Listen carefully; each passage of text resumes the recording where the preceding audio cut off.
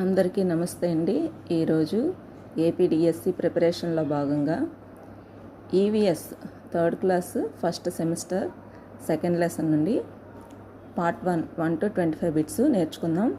మొక్కల్లో ప్రధాన భాగాలు ఏవి? Answer C. వేరు, కాండం, ఆకులు, పువ్వులు, కాయలు, పండ్లు. వేర్లు సాధారణంగా ఎక్కడ ఉంటాయి? నేలలో. Answer B. వేర్లు ముఖ్యమైన పని ఏమిటి?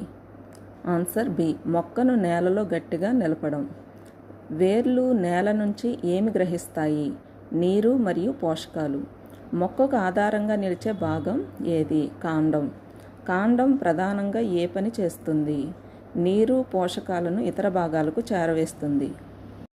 మొక్క ఆహారాన్ని ప్రధానంగా ఏ భాగంలో తయారు చేసుకుంటుంది?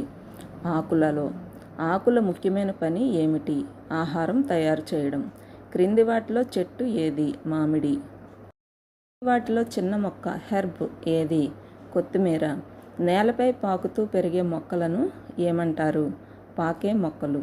ఆధారం తీసుకుని పైకి పెరిగే మొక్కలను ఏమంటారు? క్లైంబర్స్. మొక్కలు మనకు ఏమి ఇస్తాయి? ఆహారం, ఔషధాలు, నీడ. అన్నీ పైవన్నీ. మొక్కలు మనకు ఏ వాయువును అందించడంలో సహాయపడతాయి? ఆక్సిజన్. పత్తి మొక్క మనకు దేనికి ఉపయోగపడుతుంది? వస్త్రాలు. మొక్కల నుంచి మనకు లభించే ఆహారం ఏది? పండ్లు, కూరగాయలు, ధాన్యాలు. పైవన్నీ. Answer D. ఆన్సర్. చెట్లు మనకు ఏది అందిస్తాయి? నీడ, కలప, స్వచ్ఛమైన గాలి. Answer D. పైవన్నీ. పువ్వు మొక్కలో ఏ ప్రక్రియకు ముఖ్యమైనది? పునరుత్పత్తి. ఆన్సర్ ఏ.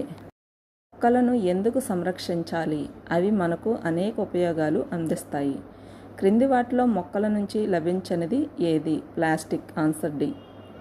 వేర్లు మొక్కను దేనిలో గట్టిగా నిలుపుతాయి? నేలలో. మొక్కలో నీరు, పోషకాలను పైభాగాలకు తీసుకెళ్లడంలో సహాయపడేది కాండం.